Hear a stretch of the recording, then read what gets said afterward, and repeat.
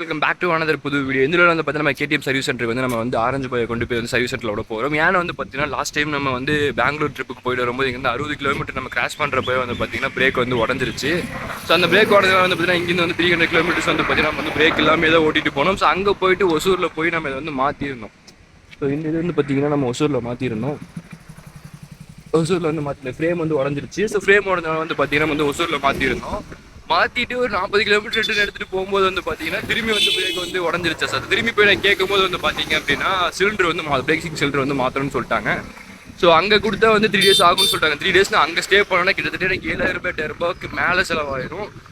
So அப்படி வந்து பார்க்குறப்போ ஸோ எதுக்கு அங்கே ஸ்டே பண்ணிட்டுன்னு சொல்லிட்டு வந்து பார்த்தீங்க அப்படின்னா ஸோ அப்படி திரும்பியும் பிரேக் இல்லாமல் வந்து பார்த்தீங்கன்னா ஒசூர்லேருந்து ரிட்டர்ன் வந்து பார்த்தீங்கன்னா நம்ம கோயம்புத்தூர் ஓடிட்டே வந்துட்டேன். ஸோ இப்போ நம்ம வந்து பார்த்தீங்கன்னா Coimbatore service centre KTM service சென்டரில் கொண்டு போய் விட போகிற வண்டியை. ஸோ ஜெனரல் சர்வீஸ் பண்ண வேண்டியது இருக்குது, எல்லாமே பண்ண வேண்டியது இருக்குது. ஸோ நான் இப்போ வந்து பார்த்தீங்கன்னா மவுண்ட் எடுத்து வரதுக்கு மறந்துட்டேன். ஸோ ஹெல்மெட்டில் வச்சு பேசலாம்னு நினச்சேன், பட் மவுண்ட் எடுத்து வரதுக்கு மறந்தனால வந்து பார்த்தீங்கன்னா இன்ட்ரோ மாதிரி கொடுத்து டேரெக்டாக வந்து நான் கேடிஎம் சர்வீஸ் சென்டரில் போயிட்டு அங்கே வீடியோ எடுக்கிறேன். ஸோ ஃபைனலி கேடிஎம் சர்வீஸ் வந்துட்டோம். சட்டை வந்து பார்த்தீங்கன்னா ஃபுல்லாக நாரி இருந்துச்சு மழை பெய்யறதுனால. ஸோ உள்ளே போயிட்டு சர்வீஸ் கொடுக்கலாம், ஏன்னா எனக்கு கேட்டு பார்ப்போம். கேட்டுட்டு போய் ஜாப் கார்டு போட்டு வருவோம். பைக் சர்வீஸ் அது ஓகே ப்ரோ, நான் விட்டு போகிறேன்.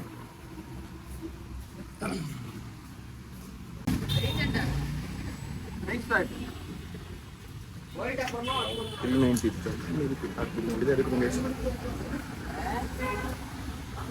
கண்ணாடியில் உங்களுக்கு தெரியுதுன்னு தெரியல.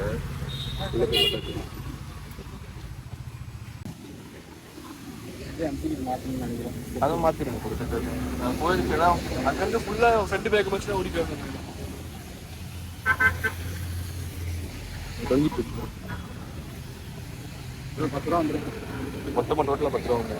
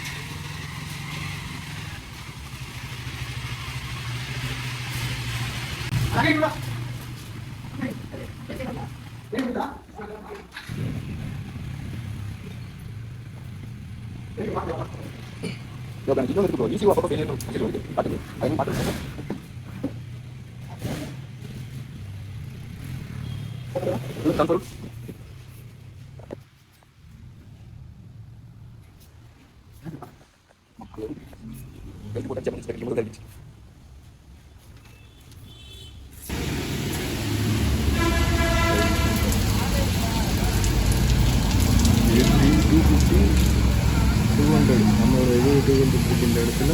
ஸோ RC 200, Duke 160 எல்லாமே இருக்குது. புது வண்டி. அடுத்து நம்ம இந்த வண்டி தான் கேட்டு எடுக்க போகிறோம். இந்த வண்டி அதுதான் நம்ம கிட்ட வண்டியை கொடுத்துட்டு இந்த வண்டி நம்ம எடுக்கணும். பார்த்துக்கலாம். ஃபைனலி வந்து பார்த்தீங்கன்னா சர்வீஸ் சென்டரில் வண்டியை விட்டாச்சு. ஸோ நம்ம டியூக் 390 பேசியிருக்கோம். ஸோ இன்னும் 2-3 மந்த்தில் நம்ம மேக்ஸிமம் எடுக்க சான்சஸ் இருக்குது. சேம் டைம் வந்து பார்த்தீங்க அப்படின்னா இப்போ 10,000 ரூபாய்க்கு பில்லை போட்டு விட்டுருக்கானுங்க. 10,000 ரூபாய்க்கு எங்கே ஓப்பருன்னு தெரியல. இருக்கிற பல செலவில் இப்போ 10,000 ரூபாயும் வந்துச்சு. ஸோ ஃபைனலி வண்டியை சர்வீஸ் விட்டாச்சு. 390 பேசியிருக்கேன். ஸோ பார்ப்போம் ஃபியூச்சரில் நம்ம என்ன பண்ண போகிறோம்னு சொல்லிட்டு அதை யோசிச்சு தான் முடிவு பண்ணி ஆகணும்.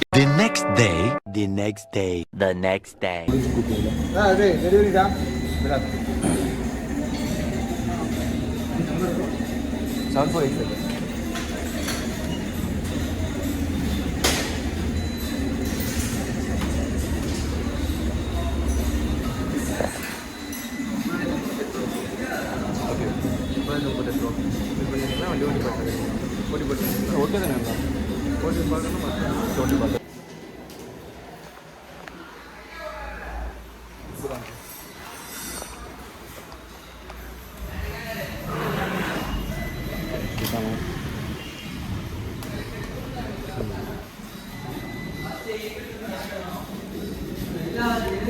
என்ன நம்ம பண்ணியிருக்கீங்க? Thank you bro. என்ன பண்ணியிருக்கீங்க? ஃப்ரண்ட் பிரேக்கில் எல்லாம் ப்ராப்ளமாக இருந்துச்சு. அதை நான் செக் பண்ணி மாற்ற சொல்லிட்டேன். என்னென்ன சொல்லணும் எனக்கு உள்ள ஒரு கேலிப்பர் மாதிரி வரும் உங்களுக்கு. அதில் தான் பிரச்சனை இருந்தால் தான் ஃப்ரண்ட் எம்சி கிட்ட பிடிக்கிறோம்ல, அது பிரச்சனை இருந்தாலும் அதை மாற்றிட்டீங்க. பின்னாடி பிரேக்கு கொஞ்சம் பிடிக்க லேட் ஆகுங்க நம்ம சர்வீஸ் முடிஞ்சனால. ஆட்டோ வாஷ் அந்த மாதிரி இருக்குது. ஓட்ட ஓகே, தேங்க்யூ.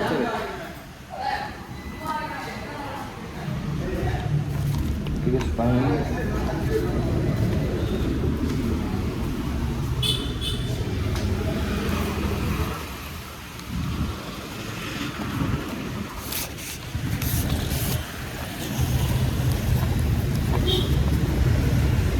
காஸ்ட் போட்டிருக்கானுங்க.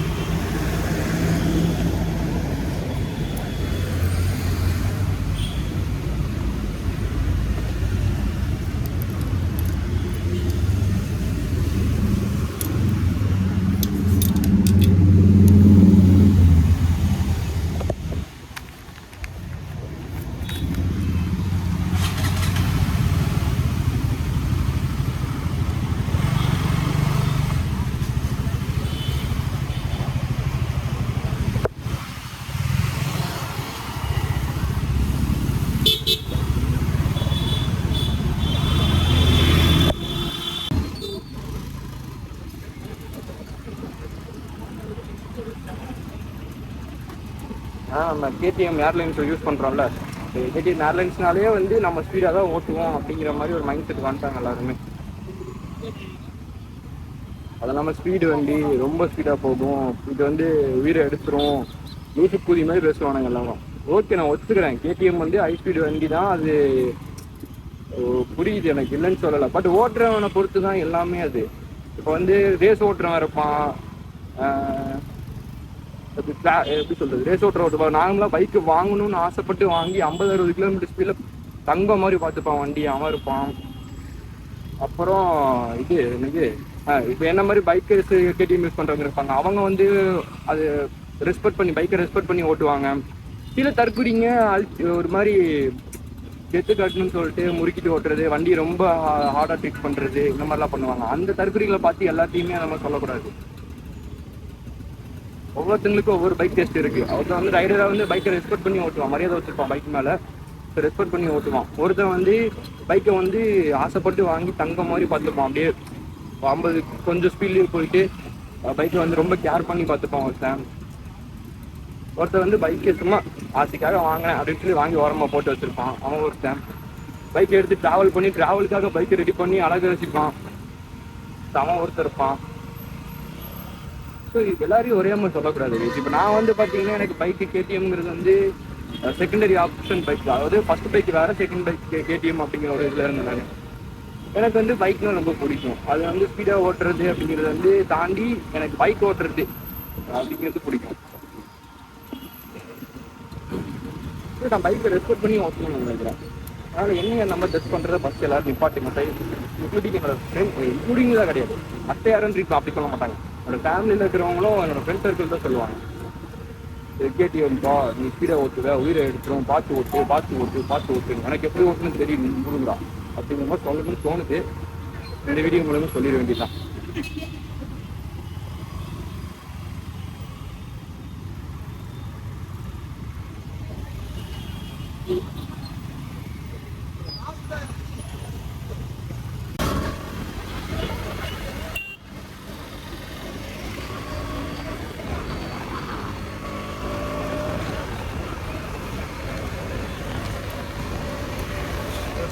வந்து ஸ்பீட் லிமிட்டு மேலே கேமரா இருக்குது, பட் அது செக்யூரிட்டி கேமரா கிடையாது. அந்த வண்டி கிராஸ் ஆகுதா இல்லையான்னு சொல்லி செக் பண்ணுறதுக்கான கேமரா, ஸ்பீட் கேமரா கிடையாது.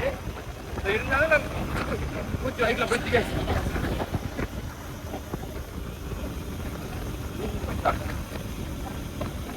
வயிறு ஏதோ கொட்டிடுச்சு.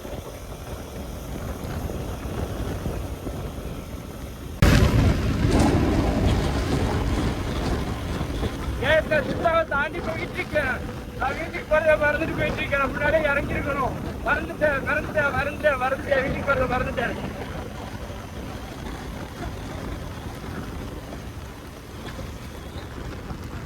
அதே பெங்களூர் போயிட்டு வரப்போ ஹைவே நல்லா இருக்குன்னு ஓட்டிட்டு இப்பவும் ரோடு நல்லா இருக்குன்னு ஓட்டிட்டு போயிட்டு இருக்கேன்.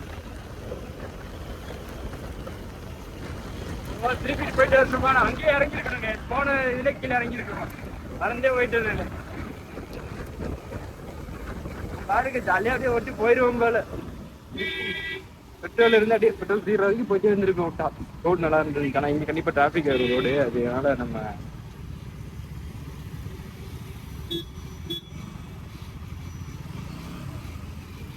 வண்டி பவர் அதிகமாகிடுச்சு. திருப்பி நான் வண்டியில் அடிச்சிடும். ஏன்னா BMW முன்னாடி கோடு ஓட்டு விட்டுன்னு என்னை முடிச்சு விட்டுருவானுங்க.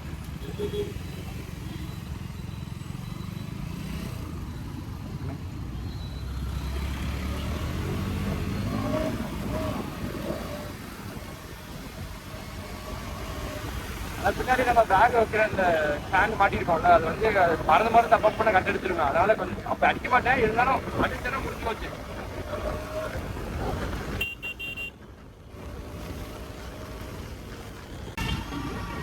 அடிச்சுட்டே இருக்கு. என்னால அந்த கேப்லாம் திருப்ப முடியாது. அவனாலே திருப்ப முடியாது. வீடு யூஸ் பண்ணி திருப்பி ஆகணும்.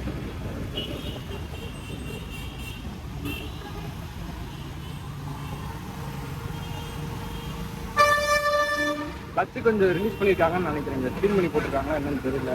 ரொம்ப ஸ்மூத்தாக இருக்குது. நம்ம முன்னாடி ஓட்டுறதை விட ரொம்ப ஸ்மூத்தாக இருக்குது.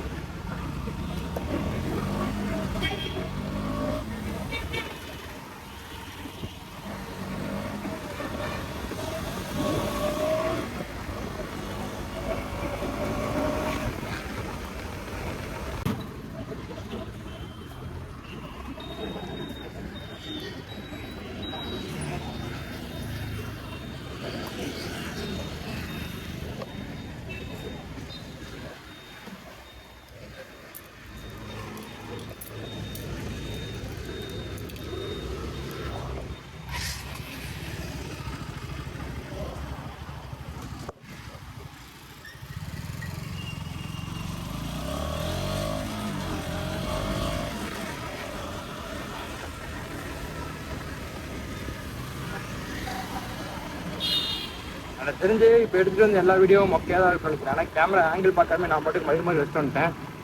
நல்லா இருக்குன்னு தெரியல. போய் பார்த்தா தான் இருந்தது என்ன கர்மம்னு. ஸோ நம்ம பிரேக் சிலிண்டரை மாற்றினதுனால கொஞ்சம் நமக்கு ஒரு மாதிரி இருக்குது. அது வந்து டைட் ஆகிற மாதிரி இருக்குது. இது வெயிட்டாக போய் ஆனால் இதுக்கப்புறம் அழுத்தி உடச்சேன்னு வச்சுக்கோங்க, காண்டாயிடுவாங்க எல்லாருமே. இத்தனை மாட்டா அதை உடைப்பா அப்படின்னு.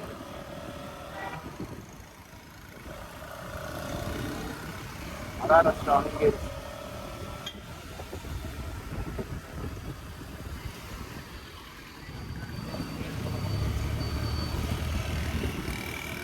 ஹெல்மெட் வேற வாங்கினது. ஹெல்மெட் ரொம்ப லூஸா இருக்கு.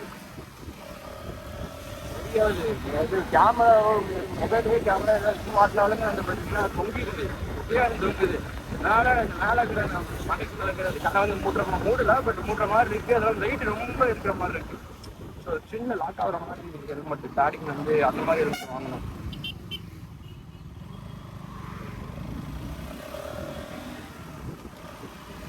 சின்ன லாக்காகி பிடிச்சிருக்கோம் மாதிரி அப்பதான் ஸ்டேபிளா நிற்கும். இதே அந்த வைப்ரேஷன் மாதிரி ஆடிட்டே இருக்கும்.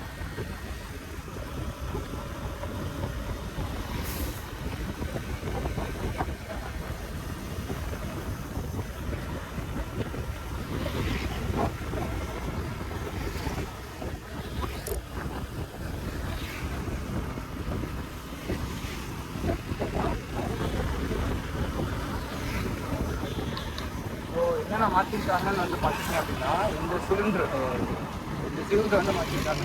ஃப்ரண்ட் பிரேக்கோட அந்த சிலிண்டரும் டிஸ்டன்ஸ் சிலிண்டர் இருக்கும்ல, அந்த சிலிண்டரும் பின்னாடி பிரேக்கோட சிலிண்டரும் உடச்சிட்டேன். நான் உங்களுக்கு தெரியும் நினைக்கிறேன். நான் ப்ரீவியஸ் வீடியோ பார்த்துருக்கேன்னு தெரிஞ்சிருப்பேன். அதை பார்க்கலாம். அடுத்த வீடியோ கூட வரலாம். இப்போ நம்ம பெங்களூர் போகிற அந்த ட்ரிப்பில் வந்து போச்சு. இங்கிருந்தே அது இல்லாமல் தான் ஓட்டிட்டு போனோம். அங்கிருந்தும் வரும்போதும் அது உடஞ்சி வச்சுருப்போம். அங்கே போய் ஒசூரில் மாற்றணும். ஒசூர்லேருந்து திரும்பி ஒரு 40 கிலோமீட்டர்ஸ் போகும்போது அது உடஞ்சி போச்சு. அந்த காட்சி வச்சிருக்கு. அப்புறம் திரும்பி அங்கேருந்து பிரேக் இல்லாமல் இங்கே ஓட்டிட்டு வந்துட்டு இங்கே வந்து அப்புறம் நான் ஒரு இப்போதான் மாற்றிருக்கேன். திரும்பி உடஞ்சிட்டுன்னு வச்சுக்கோங்களேன், நான் வண்டி தூக்கி காயலாங்கலில் போட்டு போயிடுவேன். வேறு வழி இல்லை எனக்கு. ஆனால் இது சர்வீஸ் பண்ணுற காசு மண்டை காஞ்சு போகுது. இப்போயே வந்து 10,000 ரூபா ஆயிடுச்சு கிட்டத்தட்ட. பவர் பெட்ரோல்க்கா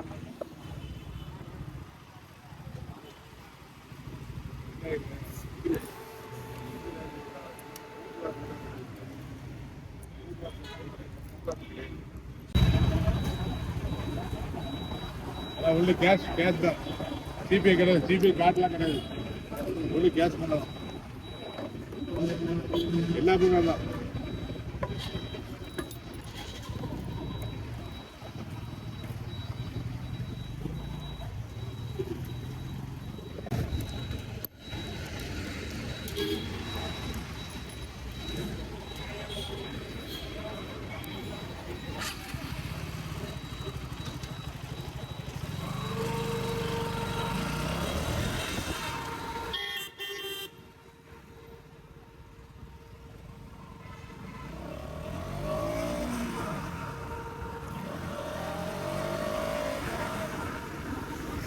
இல்லை வச்சுன்னா சரியாயிருக்கும்.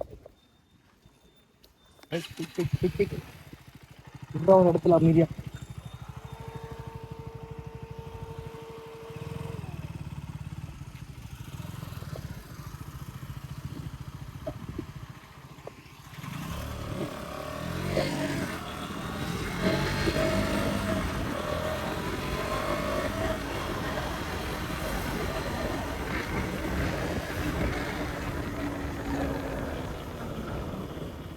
அந்த விட்டு பிடிக்கிறது இப்போ சரியாயிடுச்சு கைஸ். பிஸ்டன் மாத்திரனால விட்டு பிடிக்கிறது சரியாயிடுச்சு. பிடிக்கும் போது டக்கு ஆடி போகும். இந்த மாதிரி பிரேக் ஏபிஎஸ் ஒர்க் ஆகும்ல, அந்த கான்செப்ட்ல வந்து நார்மலாகவே எனக்கு ஒர்க் ஆகும். இப்போ அடுத்து நான் வந்து கிளீனாக பிடிக்குது. ஆனால் அப்போ வந்து பார்த்தீங்கன்னா ஃப்ரண்ட் பிரேக்கை பிடிச்சினா கடக்குன்னு போகும், பெரியாகும். இது இப்போ ஓகே ஆயிடுச்சு. அதனால தான் இந்த பிஸ்டன் இது மாற்ற சொல்லிருக்கேன். மாற்றிட்டாங்க, புதுசாக போட்டிருக்காங்க. தெரியுதுங்களா, இந்த பஸ் நமக்கு வந்து பெயிண்ட் போயிருக்கும், இப்போ புதுசு போட்டிருக்காங்க. இந்த செட்டே வந்து புதுசாக போட்டிருக்காங்க. அப்புறம் வந்து சரி, நான் ஏன் பவர் பெட்ரோல் எடுத்துன்னு வந்து பார்த்தீங்கன்னா, நான் பெங்களூரில் இருக்கும்போது ஃபுல்லாக பவர் பெட்ரோல் யூஸ் பண்ணேன். ஸோ டேங்கில் பவர் பெட்ரோல் இருக்குது.